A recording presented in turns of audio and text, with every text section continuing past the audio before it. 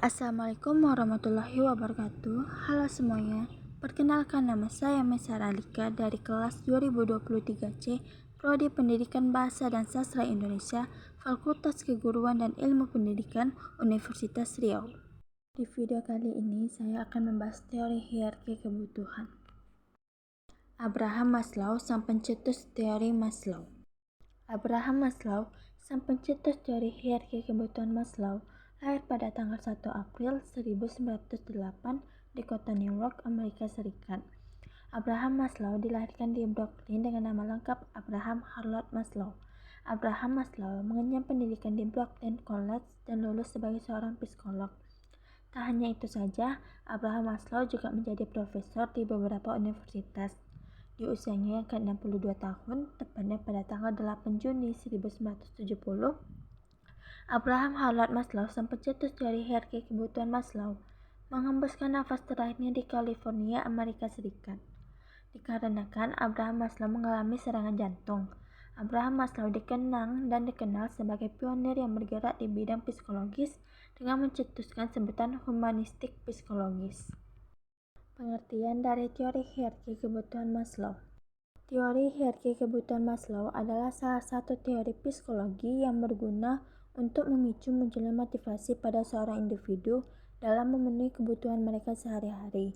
Secara garis besar, Abraham Maslow berpendapat untuk memenuhi kebutuhan tingkat atas, seorang individu haruslah memenuhi kebutuhan tingkat bawahnya terlebih dahulu dan menggunakan keinginan tersebut sebagai hal untuk memotivasi mereka. Berikut pembagian hierarki kebutuhan Maslow dalam analisis novel pulang karya Leila S. Chudori. Yang pertama, kebutuhan aktualisasi diri.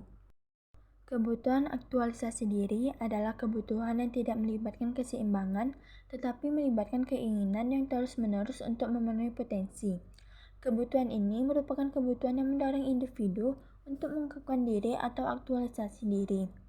Kebutuhan individu akan aktualisasi diri dapat diartikan sebagai hasrat individu untuk memperoleh kepuasan dengan dirinya sendiri atau untuk menyadari semua potensi dirinya. Aktualisasi diri ini merupakan kebutuhan yang mendorong individu untuk menunjukkan potensi yang dimilikinya setelah kebutuhan-kebutuhan lainnya terpenuhi. Contoh dalam novel pulang yang terdapat, aku rasa inilah takdir kita. Kau adalah koki berbakat yang tertandingkan. Belum pernah aku mendengar Jai berbicara penuh semangat seperti itu. Yang kedua, kebutuhan harga diri. Kebutuhan harga diri adalah kebutuhan untuk menghormati orang lain, kebutuhan akan status, ketenaran, kemuliaan, pengakuan, perhatian, reputasi, apresiasi, martabat, bahkan penghargaan dari orang lain. Adapun kebutuhan akan harga diri ini merupakan kebutuhan yang harus dipenuhi oleh individu, baik penghormatan atau penghargaan dari diri sendiri maupun dari orang lain, guna mengetahui atau yakin bahwa dirinya berharga serta mampu mengatasi segala tantangan dalam menjalani kehidupannya. Contoh dalam dialog novel pulang yang terdapat, jika Denny dan para pengawalnya kembali mengejekku, pasti mukanya kuantam hingga jadi bubur. Yang ketiga, kebutuhan rasa cinta dan ingin memiliki. Kebutuhan ini meliputi dorongan untuk bersahabat, keinginan memiliki pasangan dan keturunan, kebutuhan untuk dekat pada keluarga, dan kebutuhan antar pribadi seperti kebutuhan untuk memberi dan menerima cinta.